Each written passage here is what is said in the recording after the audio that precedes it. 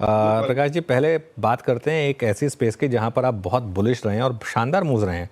मैं बात कर रहा हूं डिक्सन टेक की। आज भी स्टॉक में एक शानदार मूव और लगातार लाइफ हाइज लगाने वाला स्टॉक। इस स्पेस में कोई नया स्टॉक आइडेंटिफाई किया गया आपने? गुड मॉर्निंग अनुज। सो देखिए, ये स्पेस हमने जब शुरुआत की थी कुछ साल पहले इसको समझने की और इसमें आकलन करने की, उसके बाद इस स्पेस का एक्सपेंशन इतना अच्छा खासा हुआ है अनुज। इसमें पीएलआई की वजह से जो चाइना प्लस वन की जो आपने जो सारी थीम देखी है डेवलप होते हुए, काफी चीजें हो चुकी है। बट मुझे ऐसा समझ आ रहा है कि अभी भी जो बड़े प्लेयर्स हैं उनके साथ रहने में समझदारी रहेगी। उसका रीजन बताता हूँ, चाहे वो डिक्सन हो या आप उसके साथ साथ जितने भी मतलब इस टाइप के प्लेयर्स आए हैं बड़े होते गए, उसमें देखें तो वहाँ रेजिलियंस है। रेजिलियंस इसलिए बोल रहा हूँ कि जो स्केल आया है उससे थोड़ा बहुत मान लीजिए अगर स्लो डाउन भी आता है तो ये लोग अपने आप को मेंटेन कर पाएंगे कि बैलेंस शीट इतनी स्ट्रांग हो चुकी है। सो आई डोंट थिंक कोई कोई उस टाइप का आपको रिस्क मारेगा। छोटे प्लेयर्स में हो क्या रहा है कि अच्छे ऑर्डर्स आ गए तो चल गई बात, लेकिन कुछ थोड़ा बहुत धीमापन आया तो वहां वल्नरेबिलिटी बढ़ जाएगी। तो आई वुड बिलीव अगर आपका एलोकेशन इसके अंदर ऑलरेडी है तो बड़ों पे शिफ्ट हो जाइए, और अगर नहीं है और नया करना चाहे तो इन्हीं नामों में आपको करना है, लेकिन थोड़े से अच्छे दिन जिस दिन थोड़ा सा करेक्शन आता है उस दिन कर लीजिए। ओके, बट अच्छा। Idea is to stick to the big names like Dixon. बिल्कुल। अच्छा, एक बार पेटीएम लेकर आइए जरा। आज सुबह जैसे मैं कह रहा था कि स्पॉटलाइट की शॉर्टलिस्ट में था, लेकिन कैश स्टॉक उसके लिए लिया नहीं। लेकिन देखिए, पेटीएम आपको याद होगा जब आरबीआई का वो सब नेगेटिव व्यू चल रहा था, तो एक व्यू मैंने लिया था कि वहाँ पर कैश लेवल इतना है कि शायद आपको एक अच्छा व्यू मिल जाएगा। जब बहुत लोगों ने कहा था कि बेच दीजिए इसको, निकल जाइए, लेकिन एक अच्छा एक मूव दिया इसने। प्रकाश जी, पेटीएम पर कोई व्यू है क्या? अब चर्चा ये चल रही है कि जो एंट फिन का स्टेक है वो एक स्ट्रेटेजिक बायर लेगा यहाँ पर। अगर ऐसा होता है तो क्या यहाँ से ये स्टॉक अच्छे मूव्स देगा आपको?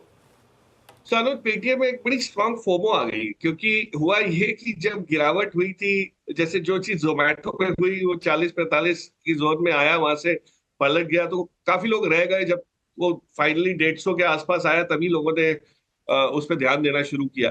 पेटीएम में भी यही हुआ है, नीचे से ऊपर जो हालात बदले, जो उनको आरबीआई के भी अप्रूवल जैसे जैसे मिलने लगे, अपना कारोबार उनका संभलने लगा, वो एक मूव हमने बहुत स्ट्रांग देखा है। अब जो है ये स्ट्रेटेजिक इन्वेस्टर कौन आता है और उसके बाद उसको कैसे बिजनेस को ढाला जाएगा, उसके ऊपर ज्यादा निर्भर करेगा।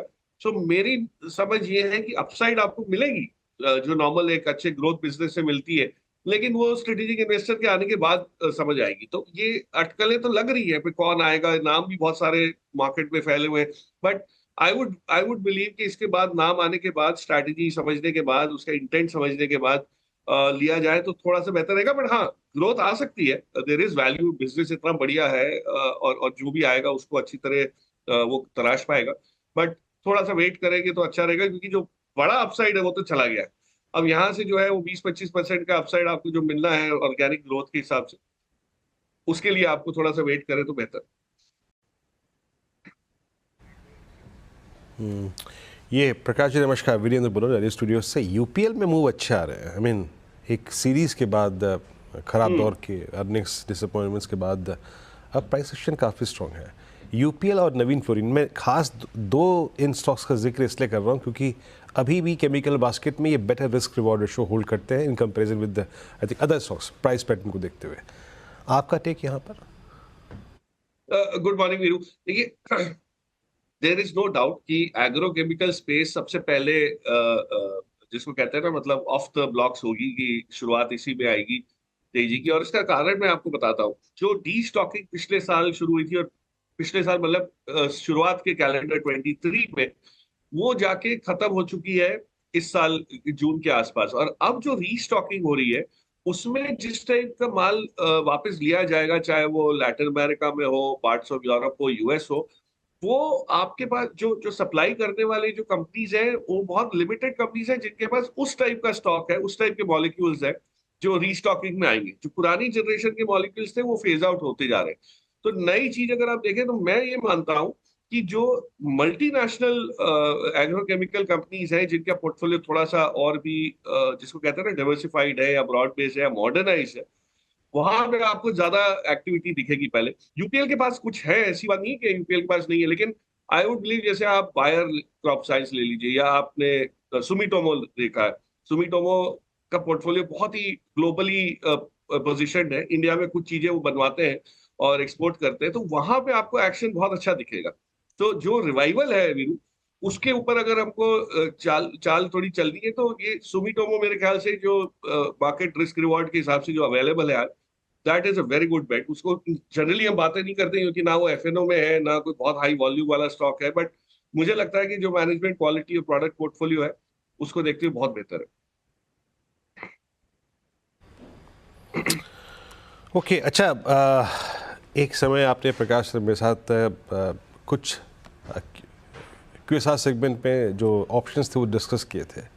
अभी क्यूएसआर में अभी आपको अच्छा क्या लग रहा है? जुबिलेंट ने लास्ट रिपोर्टेड अर्निंग के बाद काफ़ी अच्छा खासा लंबा सफ़र तय किया ना, 654। एक समय बारबेक्यू नेशन आपकी एक अच्छी कॉल भी थी। अभी आपका इस स्पेस में पिक क्या है? सो बारबेक्यू नेशन में तो कई लोग थोड़े से अटके भी हुए होंगे क्योंकि जो चाल सोची थी वैसी इतनी बड़ी आई नहीं, बट ऑफ कोर्स वो अपना बिजनेस मॉडल थोड़ा रिवाइव करने की कोशिश कर रहे हैं, तो आई एम श्योर कुछ ना कुछ अच्छा आएगा।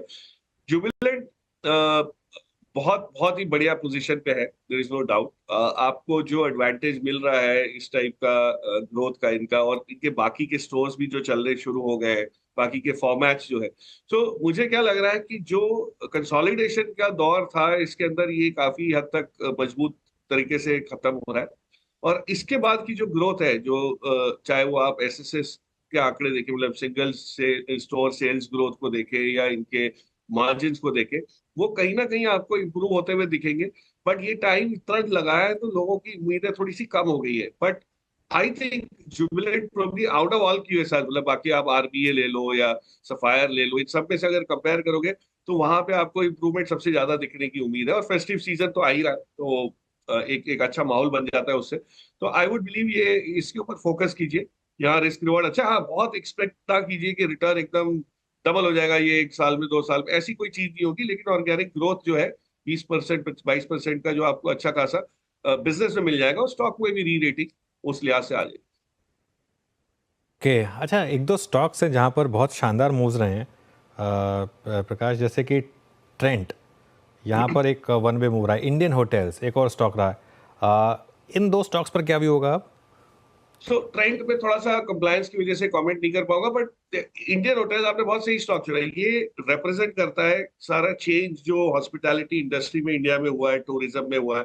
और मैं तो ये मानता हूँ कि इस क्षेत्र की बहुत सारी कंपनीज ऐसी हैं जो अभी भी लोगों को समझ नहीं आई है। छोटी सी कंपनीज हैं या छोटे बैलेंस शीट पे काम कर रहे हैं और इतने ग्लोबली बड़े नहीं हो गए, वहां पे बहुत इंप्रूवमेंट दिखा। इंडियन होटल्स ऑफकोर्स एक बहुत मेच्योर बिजनेस है Anuj, and as matter of disclosure इसमें भी मेरा लॉन्ग टर्म बेसिस पे एक्सपोजर है। बट आई वुड बिलीव वहां पे आपको मैच्योर बिजनेस होने की वजह से बहुत स्पार्क्स कोई ऐसे खास दिखेंगे नहीं, क्योंकि उनके जो प्रॉपर्टी एडिशन जो हो रहे हैं वो धीरे धीरे होंगे और वो बहुत विजिबल है। जो चेंज आएगा वो आप देखिए लेमन ट्री की उसमें बिजनेस उसमें देखिए प्रोफाइल पे। लेमन ट्री में हुआ क्या था कि पिछले तिमाही में जब नंबर्स आए तो थोड़ी सी मायूसी छाई कि नंबर्स ठीक ठाक नहीं है, ग्रो नहीं कर पाए, मार्जिन इंप्रूव नहीं हो रही।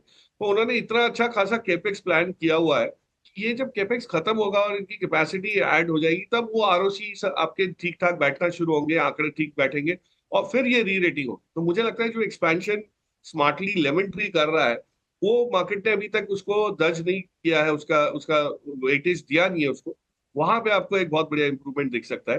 But I believe Indian hotels lemon tree comparable नहीं है, लेकिन लेमन ट्री में एटलीस्ट अपसाइड आपको ज्यादा मिलेगी। छोटी कंपनी है, इंप्रूवमेंट ज्यादा दिखा सकती है। चलिए प्रकाश जी, बहुत बहुत शुक्रिया आज हमारे साथ जुड़ने के लिए और हमारे साथ इन सब टॉपिक्स पर बात करने के लिए।